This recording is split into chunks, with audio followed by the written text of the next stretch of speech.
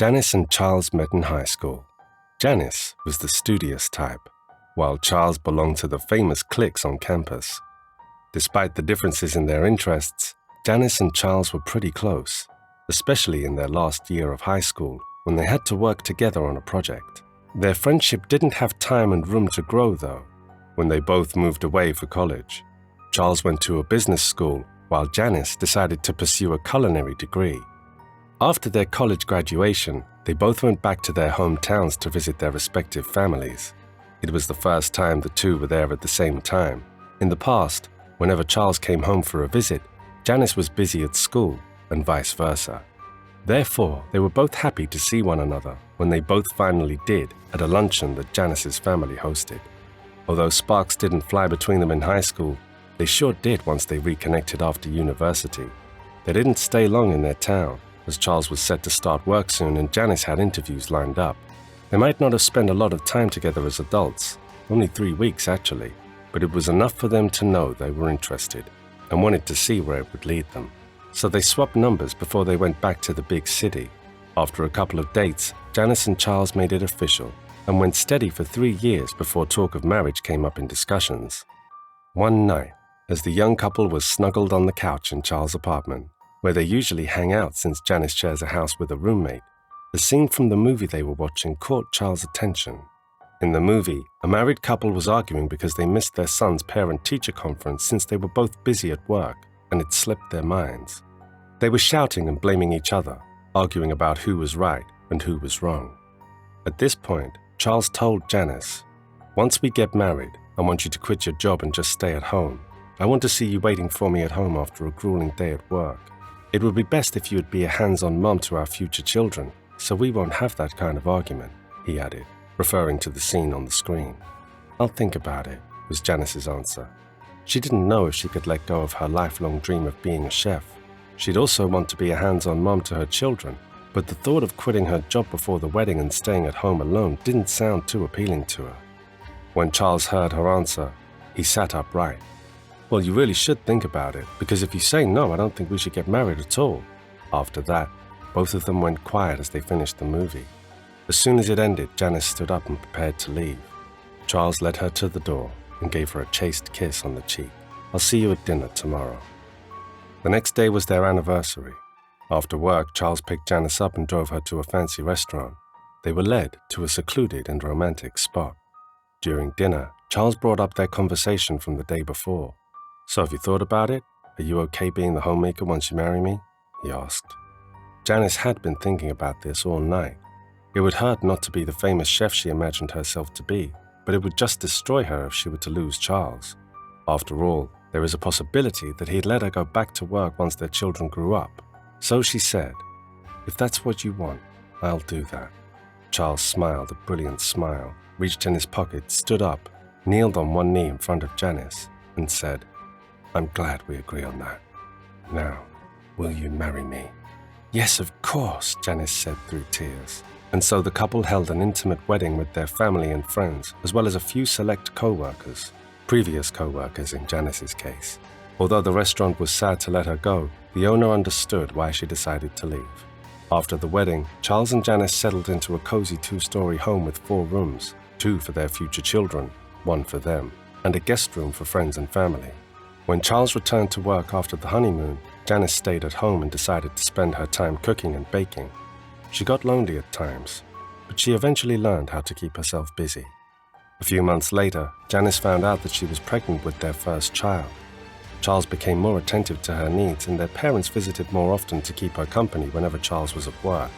When she gave birth to Natalie, the entire family doted on her. Their parents loved to play with their granddaughter and enjoyed her cooking. In fact, they'd always request a dish for her to prepare when they came for a visit. This was not a problem for Janice. She actually loved it. She loved to cook, so she liked it when family and friends asked her to cook for them. 3 years after Natalie's birth, Charles and Janice welcomed their youngest child, Ethan. Janice and Charles were good parents. They were always present for their children, even when Charles became busy at work sometimes. He made sure to make time for his children. Their family had an organized dynamic. Charles was the breadwinner, Janice was the homemaker, and Natalie and Ethan were the light in their lives. There were times when Janice missed having a career, especially when Natalie and Ethan were already in high school and didn't need their mother smothering them, as they called it. Of course, it was their puberty hormones that made them say that. However, when she brought up the idea to Charles, he got mad and said, "We've already talked about this before. That's why I asked you if you were willing to be a homemaker before we got married." "I know, but the kids don't need me as much now," Janice answered. But this just made Charles irritated. "I won't have my wife becoming a career woman who puts her job before her family. As you know, all the wives in my family never had a job to distract them from their duties as mothers and wives." Okay, enough. I won't bring it up anymore," Janice said, and she decided to let the matter go. After all, she didn't want to cause problems for her family just because of a trivial matter, so she decided to be content to cook at family dinners and bake on important occasions. Eventually, Nat and Ethan graduated from college, met their matches, and got married. After their children moved out, Janice was restless once again. She couldn't visit her children often as both of them had moved out of state. Still, she didn't raise the topic of finding work again with Charles, as he might get annoyed. Besides, she's old. And honestly, who would hire an old and inexperienced woman? So Janice continued to host meals for friends and families. She would also send cakes or pastries to them from time to time, whenever the whim to cook and bake came to her, which turned out to be quite often, as oftentimes Charles tended to stay at the office late, and his business trips became frequent as well. The first time she pointed out that he was rarely home, Charles got annoyed and didn't talk to her for several days. Charles told her at the time, "How dare you question my whereabouts when I'm working to pay our bills and supply your needs?" After that incident, Charles became more irritable. He rarely went home, or if he did, it was always late at night. He claimed he was overseeing a large project, and that was taking all of his time. Janice felt something was wrong. On their 25th anniversary, Janice and Charles planned to have dinner together to celebrate their years together. Natalie and Ethan had already called earlier in the day to greet them both. As Janice was just about to leave the house, she received a call from Charles. "Hey, I'm afraid we'll have to reschedule. There's been an issue with the client and I have to stay in the office all night to fix it." Although disappointed, Janice knew better than to argue, so she simply said, "Oh, okay. I hope it gets fixed soon. Don't forget to eat your dinner." As she changed into her comfortable clothes, a nagging feeling settled in the pit of her stomach and never went away. She looked back at Charles' behavior in the past few weeks and felt that something was very wrong. Charles always went straight to the shower after work, and he wouldn't let her touch his office clothes. He was always on his phone and put a password on it, which he never did in their 25 years of marriage. So, on impulse, Janice picked up the phone and dialed Charles' office. She pretended to be a client and asked to speak to Charles. Her heart dropped to the floor when the secretary told her, "I'm afraid Mr. Connor has left for the day. May I take a message?" Janice said, "No, that's fine. Thank you," before ending the call. Tears raced down her face. She waited for Charles to come, but when the clock struck midnight, she went to bed. When she woke up, Charles was just about to leave. When he saw her, he simply said, "I'm off," before he got in his car and drove to work. Once he was gone, Janice once again placed a call to his office and asked if he'd be available for a business meeting at lunch. However, the secretary told her that Charles had already asked her to block off that time as he had an appointment. Long before it was time for lunch, Janice had been sitting in a car she borrowed from a friend, parked just outside Charles' office. So when Charles stepped out of the lobby, arm in arm with a young woman, Janice saw it as clear as day. She followed their car at a discreet distance and parked a few cars away when they stopped at an upscale restaurant. Janice waited for 5 minutes before she entered nonchalantly, then told the hostess that her companions were already inside. When she stood in front of Charles' table, Charles didn't even flinch. He stood up, helped the woman stand up, and guided her out. He told Janice as they passed her, "Let's take this outside." Janice had no choice but to follow them like a robot. Charles led the woman to the driver's seat of his car and handed her the key. He whispered something to her before the woman sped off. Charles then walked towards her and asked, "Did you drive here? If not, let's take a cab and talk about this at home." Janice wordlessly led Charles to her friend's car. On the drive home, no one spoke, but the tension was palpable.